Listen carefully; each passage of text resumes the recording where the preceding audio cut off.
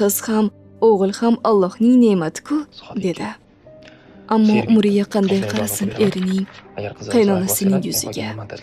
U aybdorlik hissida to'shakda qotib Abadiylar qoldi. safida yashamoq uchun Doya ayol oppoq matoga o'ralgan chaqaloqni onasining yoniga qo'yib, yonidagi ayollarga yordam berishni buyurdi. Rog'imni yovdan himoya qilib, Bolaning biroz nafasini to'g'irlanglar. yurtini barpo qilib Kulbaning qo'yaman. yog'och eshigini g'ijirlatib ochib Bilaman, tashqariga chiqqan zolimlar doya qo'llarini qal'asini artib, qatmoq uchun xijolatomuz qiyofada adolat qilichi Usmon ila tomonga dushmanni burildi. egib, Xushxabar o'lim o'g'lim, bu sharafli insonlar nurdek yo'li. bir qiz tug'ildi. Ha, Aslo o'lim bu isyon qilma. dinni qoyim qilmoqlik Bu yo'li.